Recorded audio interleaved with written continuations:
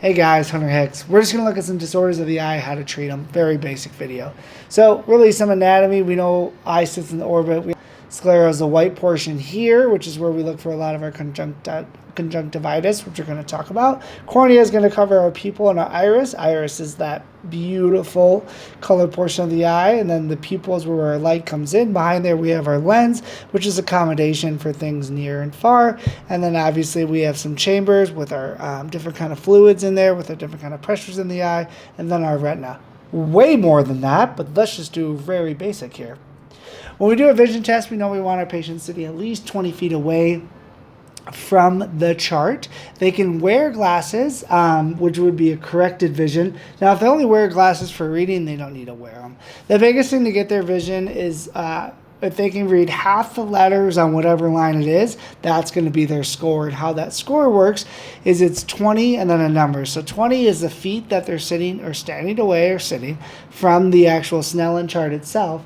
And then the second number is the average amount of feet away from that chart that an average eye could see. So let me give you an example. If you're 2,200, that means at 20 feet, your patient is reading what someone normally at 200 feet could see. Obviously, not super good vision. On the other hand, if they're 2015, that means at 20 feet, your patient can see what someone normally can only see if they went forward to 15 feet. So good vision. So obviously, those are things we're looking out for. We obviously have a handheld card, which we want about 14 away from our patient. And with that, 14 inches.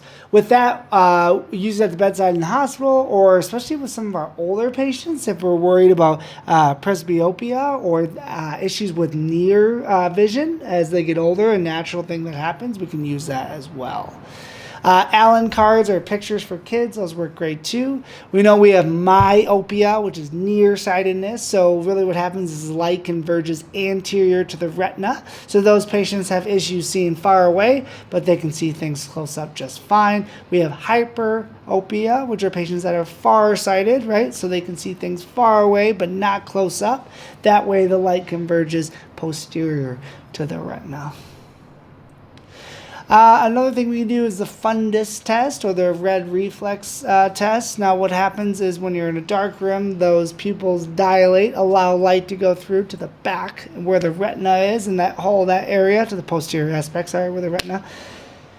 And if you look at the fundus, it gives you this nice red reflex. Now, it's not always red, right? We can get different colors like yellow and blue with different races and stuff. But in general, what we're looking for is two beautiful, symmetrical, same color reflexes going on. It's kind of the same idea with a camera. If you take a picture way back when we used to print off pictures.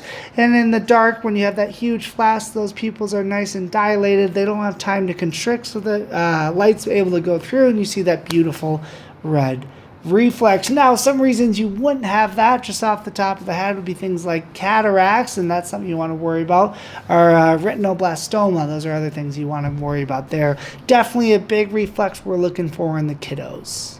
When we're looking at the retina exam, unless you have a specialty, and you're able to dilate eyes, if you're just looking, we're really looking for the optic disc first.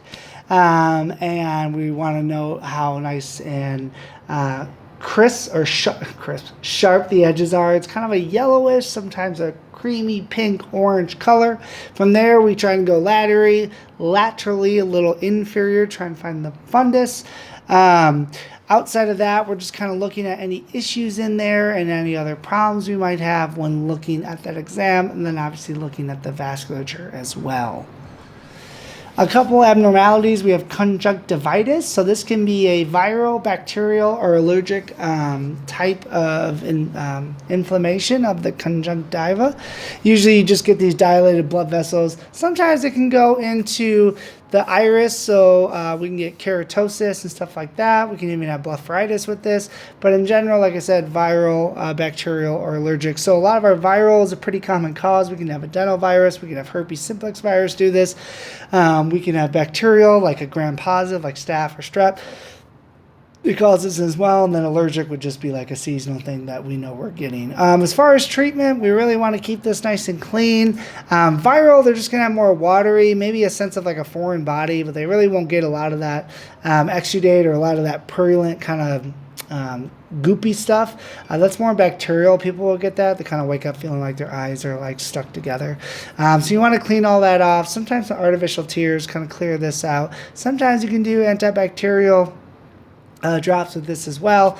Obviously, this is super contagious, so make sure when they're cleaning it, they're not using the same towels, and they're usually infectious for at least 48 hours after treatment. And yeah, just want to be careful with that. When we look at treatment, we just kind of talked about. When we look at blepharitis, that's going to be inflammation really here of the eyelid. So it can kind of be an anterior, posterior. Anterior is more of like an infection, where posterior is kind of releasing more of this oil that the bacteria likes to sit in. Blepharitis can definitely be with conjunctivitis, keratosis, all those guys as well. Big causes of that, though, can be like makeup, bad hygiene, people with rosacea, dandruff, all that kind of increases their risk. Contacts, all those things can just cause that irritation of the eyelid. You're going to kind of see this like watery, very angry eye, and then kind of some of those white scales you can see there as well. You can even see some bleeding sometimes from the eyelashes too. Big things, you want to clean that. You know, kind of get it all nice and clean. Don't wear contacts, don't wear any makeup until this is all over, and then we'll go from there. As far as cleaning, shampoo that we use for infants, so like no tear shampoo is nice using the eye, so like a 1-to-1 ratio, kind of dilute it down. You can use that on the eye for cleaning. And yeah, obviously with all these too, you always want to do a beautiful, good eye exam, and you want to get them to a specialist if you feel that they need to. So when we look at a Hordeolum or a Chalazion, Hordeolum really is a Stye. Really, these can be both internal or external. Either way, they're blockage of a gland, usually leading to inflammatory and sometimes an infection process. So Styes are usually going to be more infectious, whereas Chalazions are usually not infectious. The difference is with the Chalazion is that the patient will usually know that they have these. They kind of come around. They've had them before. They're usually painless, just a big lump there. And in general with these, you want to keep them nice and warm. You want to keep them nice and clean, warm compress until that inflammation comes down. Don't wear contacts, no makeup, stuff like that. Keep that area nice and clean. Hopefully that should come down. Thanks, guys.